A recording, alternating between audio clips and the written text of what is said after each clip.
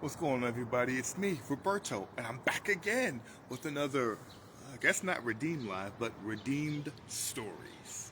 We talked about this last time. I'm doing Redeemed Stories as of right now, as we're celebrating 5 years of Redeemed.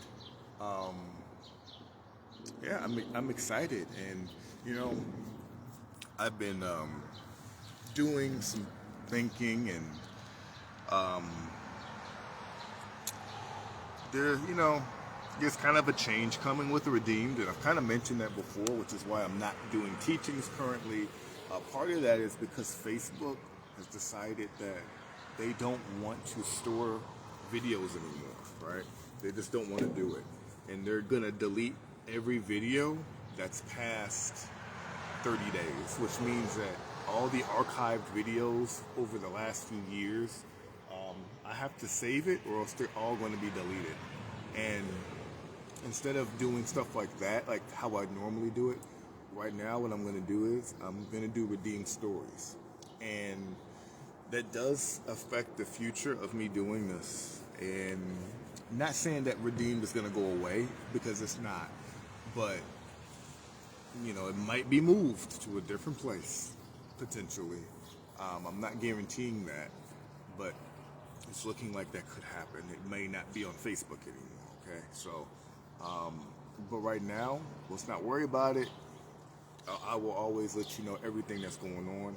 So right now, what I would like to do is I'm still here on Facebook, and these last few videos this month, they'll just get deleted, I guess. Or maybe I can store them and archive them. I don't know what I'm going to do, but yeah. So let's get into it, right?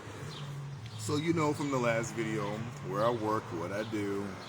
So I get a chance to come across different people from around the planet, a lot of different stuff, and so I get to come across different people in different situations. So a young man was in my office, and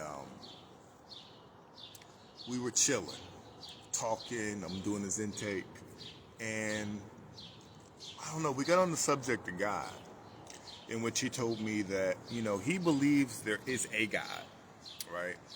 But he doesn't know who it is. He believes there's some higher being out there. So I shared with him my testimony, okay? And, I went into detail about a lot of stuff, telling him, I've been where you've been. I know how it feels. And he had questions like, why is it that some Christians, like a lot of these churches are just money hungry? And I couldn't deny what he was telling me, because there are a lot of churches that are just money hungry. They could care less about helping people. I call them pimp pastors. There's a lot of that. But I had to tell him the truth of, well, yeah, you're going to see that. Unfortunately, in the Bible, it talks about people who are going to talk about Jesus Christ, but they're not really. There's going to be people on that pulpit, on there preaching the word, but they're twisting the word. They're more focused about your wallet more than about you changing over your life to Jesus Christ and actually becoming a new creation. They may talk it, but are their actions reflecting what they're saying? Are they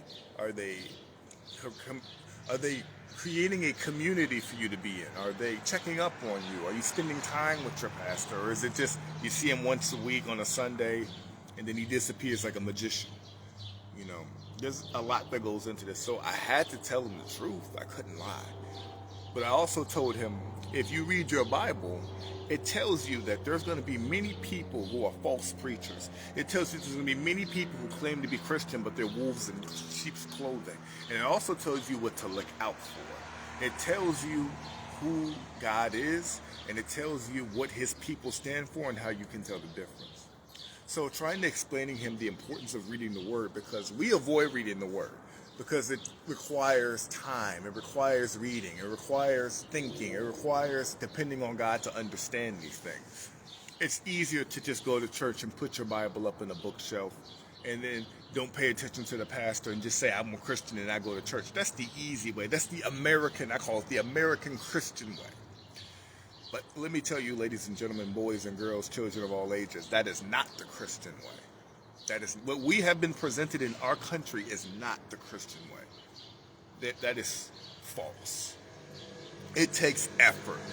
It's not just you go and you get blessed. And this is why you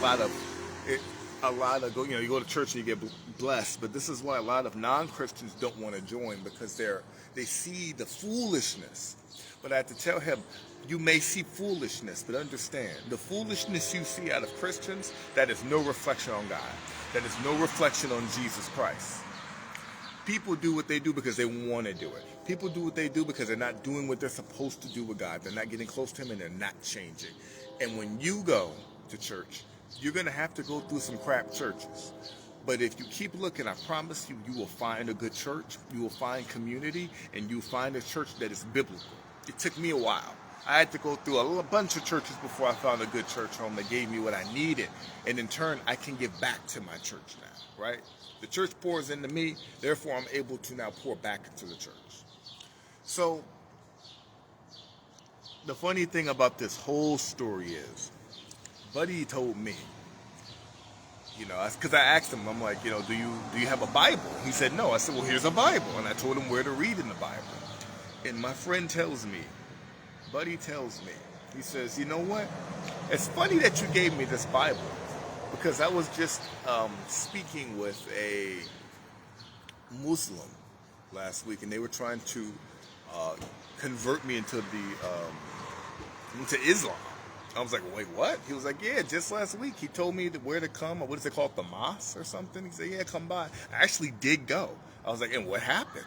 He says, well, I went, and something stopped me from going in. I was like, really? He said, yeah, it's like, I wanted to go in, but something didn't seem right. And so I just left. I was like, well, my friend, it sounds like God is really, really trying to talk to you. And it sounds like He is the one who stopped you from going in there. He could have been converted, and he could have been lost like many other people in Islam somewhere, doing whatever. But God is so cool. God is so cold. God is so faithful that even when we don't know Him, even when we don't understand, even when we don't even know who He is, He's still protecting us. He's still taking us in the right direction. And then that man came into my office next. And yes, to answer your question, he gave his life to Christ. He grew up Christian. And he was baptized and all that. But, I'm like, well, you're a kid. You don't really know what you're doing.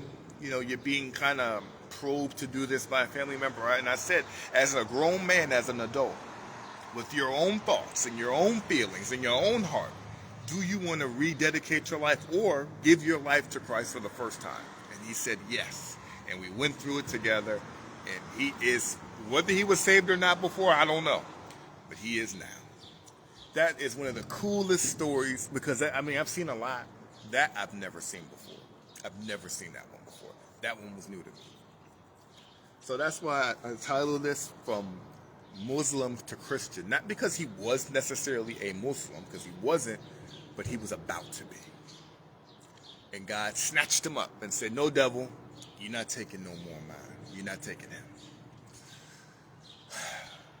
That, again, I've had multiple stories. You heard the last story, but this story is one of the most amazing stories in the 2.5 years I've worked here I've ever seen in my life. That was crazy. God came through, and I'm just happy that I can be a part of it. So, guys, that's pretty much the story. And I'm going to be back up here. I want to come back up here before the end of the month, okay? So be on the lookout for another Redeemed story. This is what we're doing now. All right? I'm not going to give up on Redeemed. We've come way too far together. You guys and I have come way too far to stop now, even if Facebook acted funny, okay? So it's been your boy Roberto, and I was back again with I want to say Redeemed Live, because that's always say with the Redeemed Stories. That don't sound like, it doesn't have the same ring. With another Redeemed Live, Facebook Live, Redeemed Stories Live episode. And until next time,